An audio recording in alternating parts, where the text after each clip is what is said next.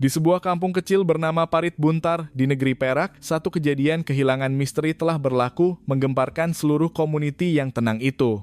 Pak Samad dan Mak Minah, pasangan warga emas yang baik hati, telah hidup dengan sawah padi dan kolam kura-kura kesayangan mereka sepanjang hayat mereka. Tiba-tiba, mereka hilang tanpa jejak dan kemudian mayat mereka ditemui di dasar kolam kura-kura yang mereka sayangi dan pelihara selama ini. Orang yang melakukan jenayah kejam itu tidak lain ialah anak kandung mereka sendiri. Mengapa anak itu sanggup melakukan kekejaman sebegitu? Dalam kisah hari ini, saya akan menceritakan segalanya daripada keretakan pertama dalam keluarga hinggalah saat dasar kolam itu mendedahkan kebenaran yang paling mengerikan. Asman, seorang lelaki berusia awal 30-an dengan tingkah laku yang sopan dan tertib, adalah satu-satunya anak lelaki Pak Samad dan Mak Minah.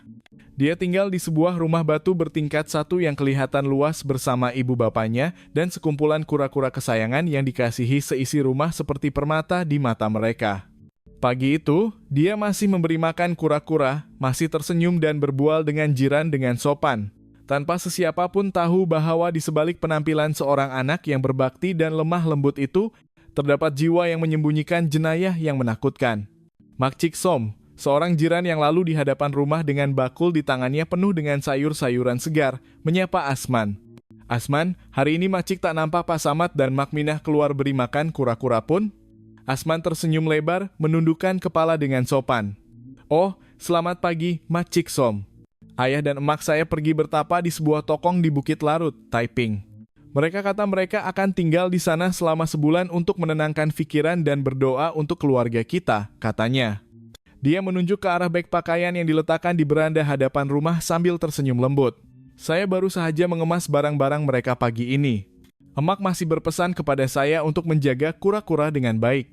Jawaban yang kelihatan begitu semula jadi, tanpa teragak-agak, mata dia pada masa itu kelihatan berseri-seri seolah-olah benar-benar gembira dapat menjaga rumah menggantikan ibu bapaknya. Itulah yang membuatkan semua orang percaya sepenuhnya, percaya bahwa Pak Samad dan Mak Minah benar-benar telah pergi jauh dan Asman masih anak yang baik seperti yang mereka kenali selama ini. Mak Cik Som mengangguk, tersenyum, dan berlalu pergi. Baguslah kalau begitu, boleh mereka berehat dengan tenang di usia tua. Duduk di rumah pun kena jaga diri baik-baik, ya, Asman. Maka, lakonan besar pun bermula. Asman terus memainkan peranan anak yang berbakti dengan mahir. Dia bukan sahaja menjaga kura-kura dan membersihkan rumah, malah dia juga singgah menghantar kuih kepada jiran dengan mengatakan bahwa ia adalah kiriman ibu bapaknya. Setiap gerak-geri, setiap perkataan adalah alat peraga dalam lakonan yang dicipta untuk menipu semua orang. Dan tiada siapapun tahu bahwa Pak Samad dan Mak Minah, yang dahulunya duduk di beranda rumah, memberi sayur kepada kura-kura satu demi satu, kini terbaring kaku dan sejuk beberapa langkah sahaja dari tempat Asman berdiri. Di kolam kecil di belakang rumah yang dahulunya penuh dengan kenangan petang yang bahagia, tempat di mana seisi keluarga pernah duduk mengelilingi kura-kura berenang perlahan-lahan.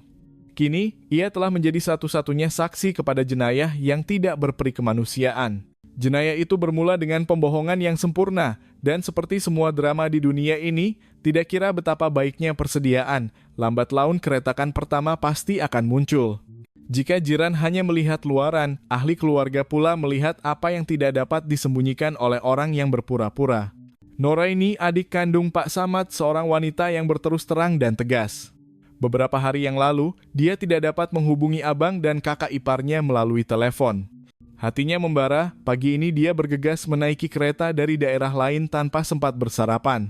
Dia berasa ada sesuatu yang tidak kena dan firasat ahli keluarga tidak pernah silap. Noraini berjalan terus ke dalam rumah melihat Asman sedang menyapu daun. Dia tidak berselindung. Asman, mana ayah dan emak kamu? Kenapa Macik telepon banyak kali pun tak dapat? Tanya Noraini dengan suara yang tegas, matanya penuh curiga. Asman teragak-agak seketika, dia tersentak sedikit, tetapi kemudian dia segera mempamerkan senyuman dan membalas dengan semula jadi, seolah-olah dihafal. Oh, Noraini, ayah dan emak pergi bertapa di tokong di Bukit Larut. Di sana tak ada liputan, Macik memang tak dapat telepon, katanya tanpa memandang mata Noraini. Perincian kecil, tetapi bagi orang yang telah hidup dengan abang dan kakak iparnya sepanjang hayatnya, ia adalah petanda yang tidak normal. Asman bercakap dengan lancar, tetapi matanya memandang ke arah lain, seolah-olah takut jika mata mereka bertembung, mata Noraini akan merobek topengnya. Begitulah keadaannya. Noraini mengecilkan matanya, suaranya mula mengeras. Pergi bertapa selama sebulan, tak beritahu macik sepatah pun, abang dan kakak ipar kamu pergi bila. Kenapa pelik sangat sepanjang hayat saya tak pernah nampak mereka pergi jauh? Abang kamu pun ada sakit lutut, nak suruh dia mendaki bukit pula. Jangan nak tipu makcik lah, Asman. Asman mula cemas, mukanya pucat, dahinya berpeluh, tangan yang memegang penyapu itu menggeletar. Ayah kata nak pergi bagi tenang pikiran. Tak ada apa-apa pun, Macik.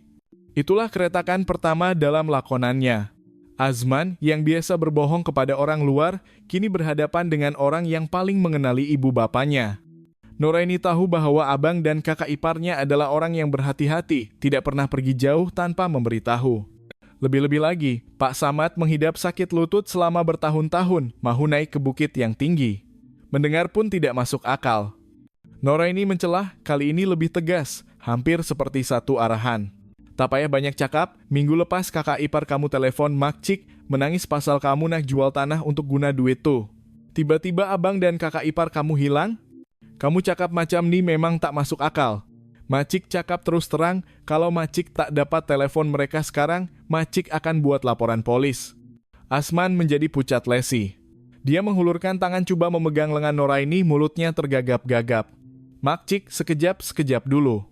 Nanti saya coba telepon lagi, mungkin emak ada tinggalkan pesanan. Noraini merentap tangannya, suaranya dingin. Tak payah, Macik nak buat laporan sekarang. Kamu tunggu saja di sini, biar mereka datang soal siasat kamu. Itulah saat Asman faham bahwa tabir lakonan yang diciptanya telah koyak rabak.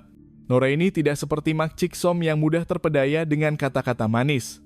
Dia adalah ahli keluarga dan kecurigaannya adalah pisau pertama yang merobek kulit luar yang sempurna yang coba diciptanya. Mulai sekarang, keretakan itu akan melebar dan gelaran anak yang baik yang dahulunya menjadi kebanggaan ibu bapanya akan dipanggil dengan status baharu tidak lama lagi, suspek. Petang itu, Balai Polis Parit Buntar telah datang menyiasat secara rasmi diketuai oleh ASP Borhan. Seorang pegawai penyiasat yang berpengalaman dan terkenal dengan kemampuannya membaca pikiran penjenayah. Tiada siran dihidupkan, tidak datang dengan gembar-gembur. Beliau datang bersama pasukannya secara senyap-senyap terus ke rumah batu bertingkat 1 di hujung kampung yang kabar anginnya mula tersebar dengan pantas. Asman menyambut mereka dengan tenang, senyuman nipis, dan personality yang kelihatan tenang seperti biasa. Dia menjemput semua orang duduk, menghidangkan air, dan berbual seperti tuan rumah yang berhemah, tidak menunjukkan sebarang keraguan. Ibu bapak kamu belum balik lagi, tanya ASP Borhan. Matanya tertumpu pada rak sembahyang yang bersih dan kemas. 2 batang colok telah lama padam. Belum lagi, jawab Azman. Ayah dan emak kata nak pergi bertapa di tokong di atas bukit sekejap. Setiap tahun mereka akan pergi macam ni selama 2-3 hari untuk tenangkan fikiran, tapi kali ini pergi lama sikit. Mungkin sebab nak dekat puasa. ASP Borhan mengangguk perlahan. Beliau tidak menyoal siasat atau mendesak. Sepanjang hampir 20 tahun dalam kerjanya, beliau tahu bahwa orang yang berbohong sudah menjadi tabiat tidak takut di soal siasat, tetapi mereka takut dengan kesunyian. Beliau berjalan keluar ke halaman rumah, memerhati sekeliling perlahan-lahan. Semuanya kelihatan teratur dan kemas, mungkin lebih kemas daripada biasa. Lantai hadapan rumah baru dicuci, laluan di belakang masih berbau peluntur yang samar-samar. Sehelai kain buruk diletakkan di dalam besen yang masih berisi air. Kamu tinggal seorang diri di rumah sudah berapa lama? Tanya beliau sambil berjalan masuk semula. Dah lebih kurang 10 hari, jawab Asman. Kamu buat kerja membersih macam ni setiap hari? Ya, saya tak buat apa-apa, jadi saya ambil kesempatan untuk menyapu dan mengemop bagi bersih.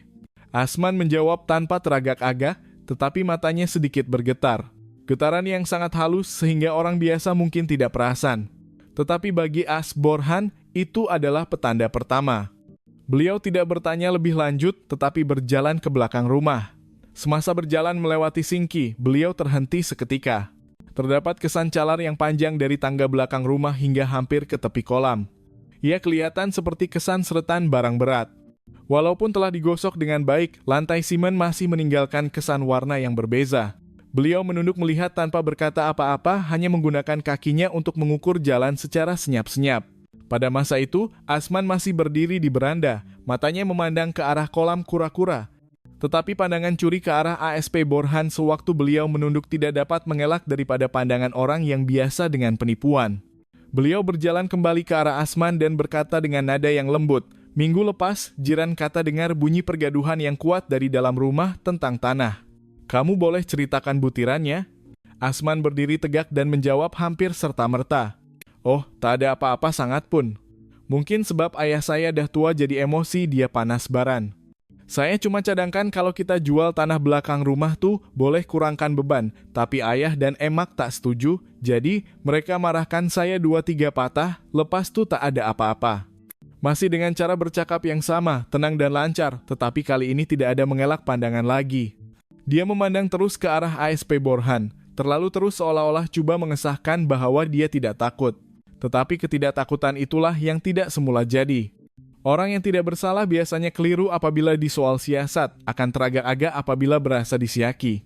Tetapi orang yang telah membuat persediaan akan menjawab dengan lancar seperti menghafal skrip.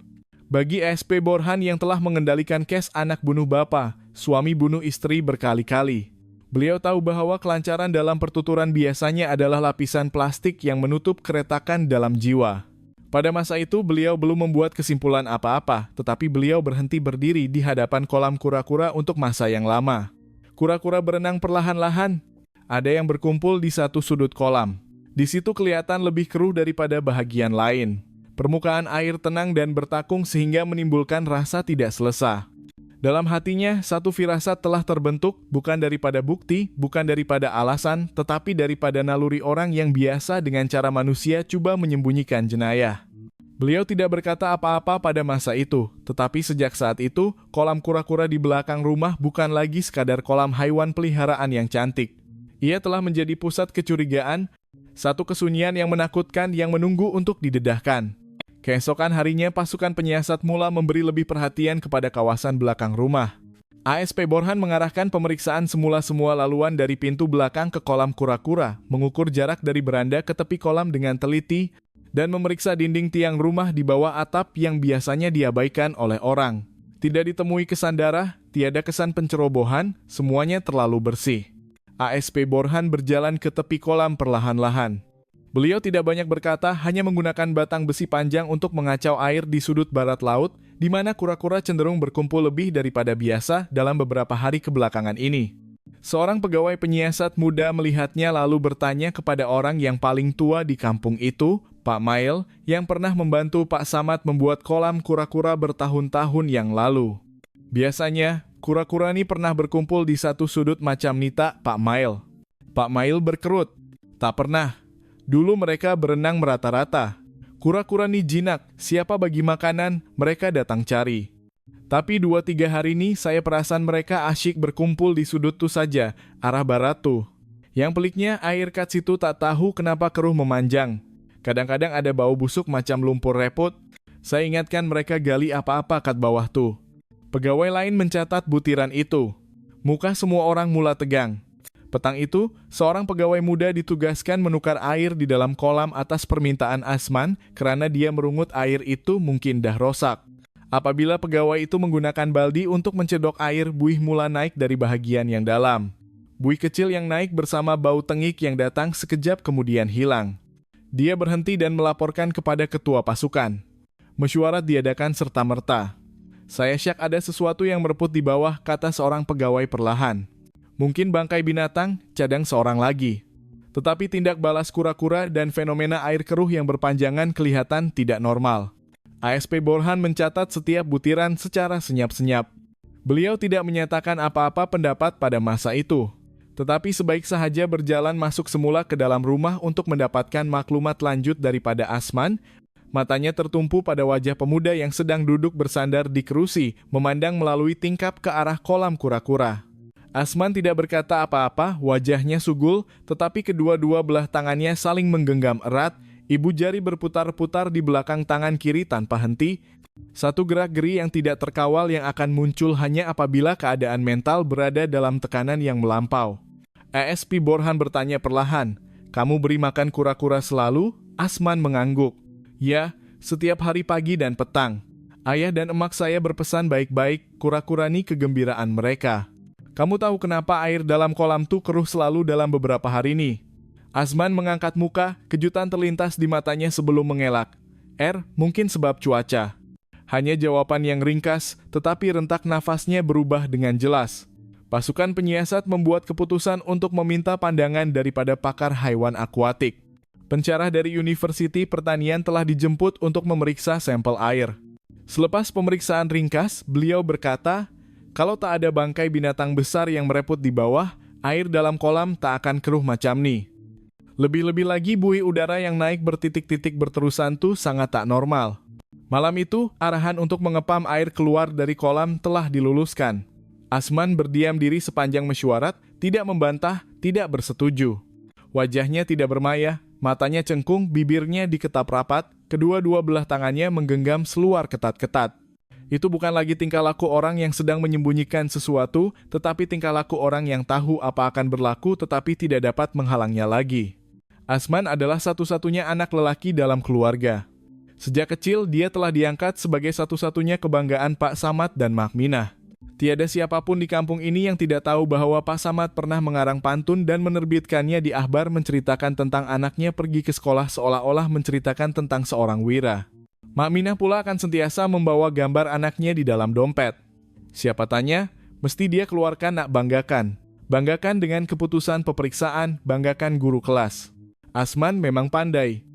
Semasa di sekolah menengah rendah, dia pernah dipilih untuk bertanding di peringkat negeri, naik tingkatan 4 pun masih pelajar cemerlang. Tetapi selepas itu, tak tahu kenapa, keputusan peperiksaan dia jatuh merudum dan berhenti dari universiti selepas belajar hanya setahun. Keluarga coba menutup mulut, beritahu semua orang bahwa anak mereka beralih ke bidang perniagaan. Mula-mula jual telepon bimbit terpakai, lepas itu buka kedai air, kemudian kumpul dana untuk jadi ejen hartanah. Semua itu model perniagaan yang orang di internet kata kaya raya, tapi bagi Asman, asyik rugi saja. Yang paling sakit hati, dia tak pernah mengaku yang dia dah gagal. Setiap kali perniagaan dia lingkup, dia akan ada alasan. Kena tipulah, tak bertuahlah, pasaran tak mengizinkanlah. Dia tak pernah tengok balik diri sendiri, tapi selalu cari alasan dan balik minta duit pelaburan dari ibu bapak dia. Pak Samad dan Mak Minah sayang anak. Bukannya memanjakan tanpa berpikir, tapi sayang secara senyap. Takut anak kena hina dengan orang, takut anak ada kekurangan bila kawan-kawan berjaya tapi dia pula kosong. Sayang itulah yang perlahan-lahan jadi sesuatu yang Asman anggap sebagai hak yang patut dia dapat. Mula-mula Pak Samad dan Mak Minah jual kereta pikap lama sebab Asman menangis kena ejek dengan kawan-kawan dia sebab miskin.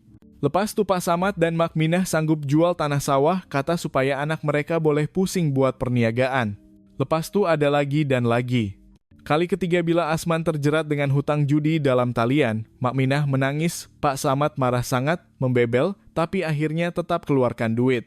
Sayang yang kena ambil kesempatan berulang-ulang bukan lagi pengorbanan, tapi dah jadi mengiya-iyakan. Pagi itu, mesin pam sedang berfungsi. Pasukan pegawai mula mendirikan hemah kanvas di sekeliling kolam supaya orang kampung tak datang berkerumun. Ada juga pegawai yang perlahan-lahan memindahkan kura-kura ke kolam sementara supaya mereka tak terkejut sewaktu air di pam keluar. Asman duduk meringkuk di satu sudut halaman rumah memerhatikan persiapan yang berjalan dengan sistematik dalam keadaan senyap. Dia tak cakap, tak membantah, dan tak menunjukkan apa-apa emosi yang jelas. Mukanya pucat, matanya cengkung sebab tak cukup tidur. Kedua-dua belah tangannya diletakkan di atas lutut, jari-jarinya mencengkam satu sama lain tak mahu lepas. Apabila air mula surut, dasar kolam mula kelihatan. Mula-mula batu, akar kayu reput, 2-3 biji batu kerikil. Kemudian buih mula timbul bersambung-sambung dengan bau busuk yang menusuk sehingga semua orang terpaksa menahan nafas. Di sudut barat laut di mana kura-kura pernah berkumpul, ada satu objek timbul dari lapisan lumpur tebal. Ia adalah selipar kayu yang dah pudar warnanya, yang jenis biasa yang Mak Minah suka pakai dalam rumah. Seorang pegawai cepat-cepat menggunakan penyepit panjang untuk mengangkat objek itu ke dalam besen. Semua orang dalam pasukan terdiam seketika. Petanda pertama telah mengesahkan bahwa ada kesan kehidupan manusia di dasar kolam, dan tak ada sebab yang munasabah kenapa ada orang nak sembunyikan selipar di situ. Hingga tengah hari, apabila air telah dipam keluar habis dan lumpur dikorek keluar sikit demi sikit, perkara yang paling menakutkan pun muncul di hadapan mata. Seorang pegawai sedang menggunakan garu untuk menyapu lumpur berhampiran sudut kolam lalu terlanggar objek keras. Mula-mula ingat batu, tapi bila dikorek sikit demi sikit, lapisan jaring nilon mula kelihatan. Kemudian batu besar yang mengikat jaring itu. Apabila jaring itu dirobek, bau busuk meloyakan tekak menusuk hidung. Dua mayat dibalut dengan jaring ikan dengan ketat, diberati dengan batu besar di kepala dan hujung kaki. Pakaian pada badan masih lengkap, baju kurung yang Mak Minah suka pakai dan baju teh lama Pak Samad yang dah koyak di leher dan warnanya dah pudar.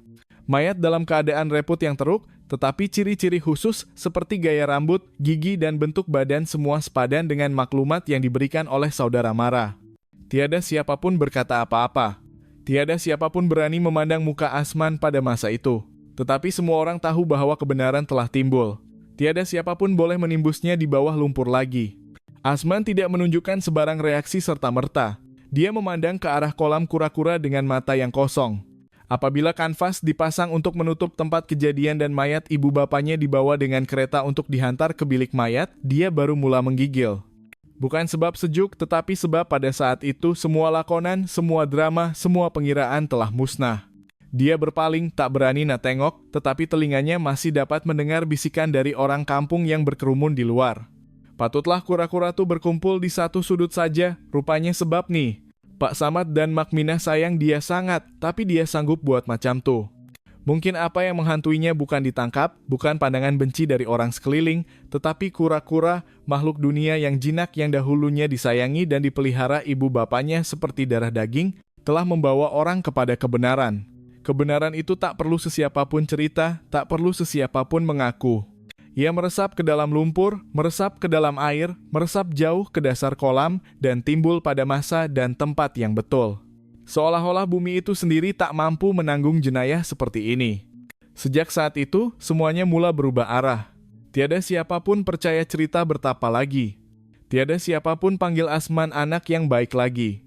Dia bukan lagi hanya suspek, dia telah menjadi pusat tragedi yang tak akan dilupakan seluruh kampung. Di bilik soal siasat, bermulalah soal siasat.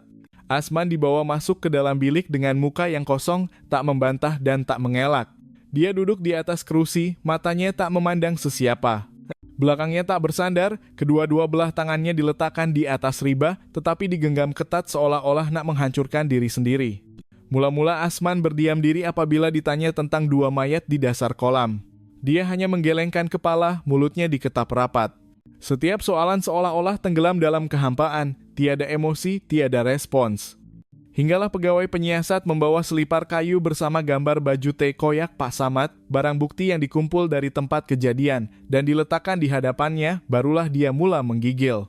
Kali pertama matanya berair, bukan menangis, tetapi kekeliruan dalam hati yang tak dapat disembunyikan lagi.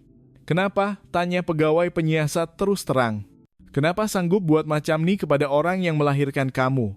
Soalan ini bukan untuk mencari bukti tambahan, tetapi untuk menyerang satu-satunya bahagian yang masih boleh digugat dalam jiwanya, yaitu kesadaran kemanusiaan. Asman mengangkat muka, bibirnya bergetar, tekaknya kering seolah-olah tak bernafas selama beberapa hari. Kemudian, pada menit yang tak ada jalan keluar, dia berkata, "Saya dah merayu, saya dah bersujud, saya dah sembah ayah dan emak untuk jual tanah tuh. Tapi ayah dan emak tak setuju. Mereka tekan saya." Nada suaranya mula-mula macam berbisik, tetapi semakin lama semakin kuat seolah-olah nak meluahkan semua yang dah lama terpendam. "Saya dah tak ada jalan lain. Dah nak cekik leher saya dah. Saya cuma nak duit sikit, tapi ayah marah saya kata saya ni beban. Dia nak buang saya dari keluarga. Ibu bapak tak pernah faham saya." Tiada siapapun berkata apa-apa. Pegawai pencatat masih duduk diam, tangannya terhenti di tengah-tengah halaman kertas. Asman menyambung, suaranya terlepas dari hat antara marah dan putus asa. "Malam tu saya balik, saya cuma nak berbincang dengan mereka lagi, tapi ayah dan emak masih tak setuju. Ayah nak buat laporan polis lagi. Saya takut sangat. Saya tak nak masuk penjara, saya tak sengaja." Dia cakap terputus-putus, kemudian suaranya terhenti. "Tapi bila ayah tengking saya terkejut, saya terus capai kayu. Saya cuma nak pukul, tapi ayah terus jatuh. Emak nampak, emak menjerit dan lari datang dekat. Kemudian, saya dah tak dapat kawal diri." Sampai situ, dia terus menundukkan muka di atas meja, menangis tersesak-esak. Tak ada alasan, tak ada penjelasan lagi. Yang tinggal hanya bunyi nafas yang terputus-putus dari seorang manusia yang ditolak oleh sifat penting diri dan pengecutnya sehingga jatuh ke dalam jurang. Sepanjang soal siasat, tak ada sekalipun dia cakap "saya minta maaf" dan tak pernah tanya bagaimana mayat ibu bapaknya diuruskan. Dia hanya cakap berulang-ulang "saya takut, saya tak tahu nak buat apa, saya dah tak ada jalan lain." Ayat-ayat ini kalau didengar sepintas selalu macam pengakuan dari orang yang tertekan sampai ke penghujung, tetapi kalau diteliti, ia bukan kesedaran salah, tetapi jeritan minta tolong yang dah terlambat dari orang yang tak dapat terima, yang semuanya berpunca dari diri dia sendiri dari mula sampai akhir. Dalam pikiran Asman, kesalahan selalu bermula dari orang lain, daripada ibu bapa yang tak sayang dia dengan cara yang betul, daripada masyarakat yang tak bagi peluang kepada dia, daripada kawan-kawan yang hina, daripada segala sial yang asyik mengejar. Hanya setelah terbongkar dan berdiri di hadapan bukti yang tak dapat dinafikan, barulah dia mengaku. Itu pun bukan sebab menyesal, tetapi sebab dah tak ada pilihan lain lagi. Malam itu, cuaca panas terik tanpa cahaya bulan, tanpa angin. Di rumah kecil yang tersembunyi di tengah-tengah kampung, tiada siapapun tahu bahwa tragedi sedang terbentuk dari dalam. Asman balik rumah pukul 10 lebih, mukanya pucat, tangannya menggigil. Dalam poketnya ada pesanan terakhir dari Elong. Esok pagi kalau tak ada duit, kau siaplah. Sepanjang hari dia pergi jumpa orang sana-sini, telepon semua kawan, iklankan nah jual motosikal pun. Tetapi tiada siapapun yang tolong. Semasa berdiri di hadapan pintu rumah, dia masih berpikir yang emak mesti tolong dia lagi. Cuma perlu cakap baik-baik, pintu terbuka. Di dalam rumah, Pak Samad duduk di meja makan. Lampu menyala terang, matanya tertumpu pada buku akaun perbelanjaan. Mak Minah baring di buayan, tangannya mengipas perlahan, matanya terpejam. Asman masuk tanpa menyapa. Dia letakkan beg, tarik kerusi dan duduk, kemudian terus cakap, saya perlukan duit sekarang. Pak Samad angkat muka memandangnya. Mukanya dingin. Dah mula lagi ke? Asman tak menjawab, cuma cakap dengan suara yang menggigil, kali terakhir, ayah. Saya janji, saya tahu saya dah salah. Pak Samad letakkan pen, kedua-dua belah tangannya bertaut, suaranya dalam tetapi tegas. Tak ada kali terakhir lagi. Mak Minah bangun dari buaya nak cakap, tapi Pak Samad angkat tangan menghalang. Ayah dah cakap tanah belakang rumah tuh tanah pusaka, tak boleh jual. Kamu dah bazir harta berapa kali dah? Sekarang nah heret seluruh rumah masuk gaung sekali ke? Azman genggam tangan erat-erat, matanya merah menyala. Ayah dah tak sayang saya ke? Pak Samad hentak meja. Sebab sayanglah ayah kena berhenti. Ayah dah tak larat nak membesarkan anak yang tak tahu berdiri dengan kaki sendiri. Lebih baik ayah mati daripada jual tanah tu untuk kamu guna bayar hutang judi. Kata-kata itu macam air batu disiram ke badan Asman. Suasana di dalam bilik tegang sehingga susah nak bernafas. Dia bangun dengan tergesa-gesa berpaling ke arah Mak Minah. Emak, pujuk ayah tolong saya. Saya merayu sangat. Mak Minah tergagap-gagap, anak, emak tahu ayah nak, tapi jangan bising. Azman melangkah ke hadapan dan berlutut. Saya sembah ayah dan emak, saya mesti mati kalau tak dapat duit. Mereka tak akan lepaskan saya. Ayah dan emak tolong saya. Tetapi Pak Samad palingkan muka. Dia bangun dan cakap dengan suara yang penat. Ayah dah tak nak tolong apa-apa lagi, ayah dah muak dengan kamu. Kamu nak pergi manapun pergilah. Ayah nak anggap kamu ni tak ada anak. Pada saat itu Asman terasa macam dah jadi batu. Sepanjang hayat dia dalam pelindungan ibu bapanya. Setiap kali dia gagal, akan ada orang yang tolong. Tetapi kali ini, itulah putus asa yang sebenar. Dalam kepala dia hanya ada bunyi along, bunyi ketawa mengejek, gambar dia dimalukan di media sosial, dan di hadapannya ada ayah yang bukan lagi tempat bergantung, tetapi tembok terakhir yang menghalang jalan keluar dia. Dia ternampak kayu yang diletakkan di sudut dapur. Tiada suara yang menghalang, tiada siapapun yang menghalang, sebab pada saat itu dia bukan lagi seorang anak, dia adalah makhluk yang terdesak. Dia capai kayu itu dan berjalan dengan cepat ke belakang Pak Samad, kemudian terus memukul dengan kuat. Badan ayahnya terus tumbang ke lantai. Mak Minah menjerit sekuat hati kerana terkejut. Dia berpaling dengan kayu masih di tangannya, terus berlari ke arah Mak Minah dengan naluri. Semua yang berlaku selepas itu kabur dalam ingatannya. Darah bertaburan di lantai, bunyi nafas yang semakin perlahan, dan bunyi kura-kura di dasar kolam memukul air perlahan-lahan. Lebih kurang setengah jam kemudian, apabila dia berdiri di tengah-tengah rumah yang penuh dengan darah, seluruh badannya menggigil, dalam kepala dia hanya ada satu pikiran, kena sorok, kena bersihkan, kena buat macam tak ada apa-apa yang berlaku. Dia seret mayat ibu bapanya ke belakang rumah, gunakan jaring ikan lama, ikat mereka ketat-ketat, sumbat batu banyak-banyak, kemudian perlahan-lahan tolak mereka ke dalam kolam. Lepas itu dia gunakan berus untuk membersihkan kesan darah di atas lantai jubin, tukar baju, basuh kain buruk, bakar buku akaun, kemudian terus tidur. Keesokan paginya, dia bangun awal beri makan kura-kura, senyum kepada Mak Ciksom, dan lakonan besar pun bermula. Tetapi walau sebaik manapun dia merancang, dia tak sangka yang kura-kura dalam kolam, makhluk dunia yang tak tahu apa-apa, menjadi satu-satunya yang tak mahu berdiam diri. Perbicaraan Asman diadakan pada satu pagi pertengahan bulan Jun. Bilik perbicaraan penuh sesak dengan orang ramai. Bukan sahaja orang kampung, malah ada orang dari kampung berdekatan yang datang tengok. Semua orang tengok kesudahan cerita yang menggegarkan seluruh kampung yang tenang itu dengan mata mereka sendiri. Asman dibawa masuk ke dalam bilik perbicaraan, kedua-dua belah tangannya digari, tunduk sepanjang masa. Rambutnya kusut masai, pipinya cengkung, kulitnya pucat.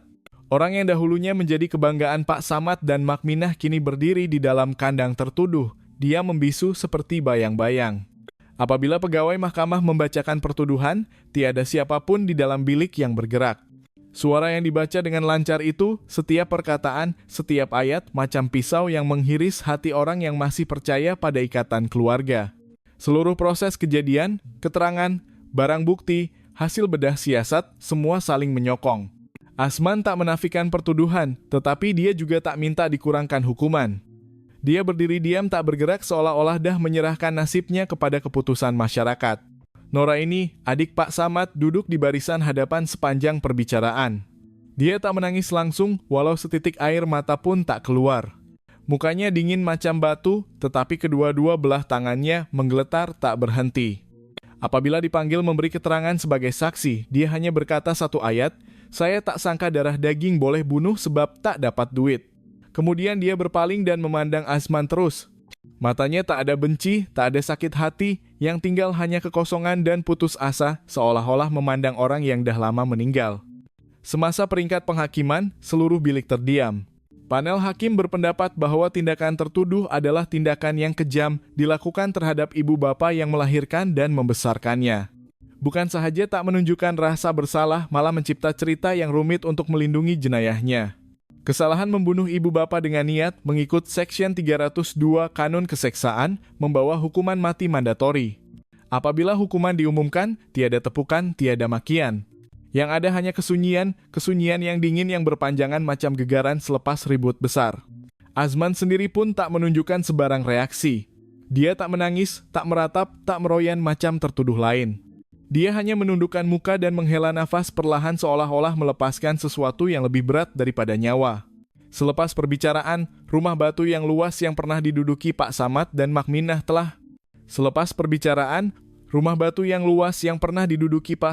dan Mak Minah telah ditinggalkan kosong. Tiada siapa yang berani menghampirinya. Kolam kura-kura diarah timbus oleh pihak berkuasa, sebahagiannya atas sebab kebersihan dan sebahagian lagi karena tiada penduduk kampung yang sanggup melalui tempat di mana mayat dua orang malang itu disemadikan. Ada yang mengatakan bahwa setiap petang, apabila angin bertiup, masih dapat didengari bunyi air berkocak dari bawah tanah. Ada yang tidak percaya, tetapi tiada siapa yang berani menafikan karena kolam itu pernah menjadi saksi kepada jenayah yang menakutkan, di mana mangsanya adalah ibu bapa dan pelakunya adalah anak kandung. Sejak itu, orang ramai memanggilnya kolam kura-kura takdir. Tiada siapa yang berani membela kura-kura lagi dan tiada siapa yang berani mengatakan bahwa anak Pak Samad itu baik sopan, pandai seperti dahulu.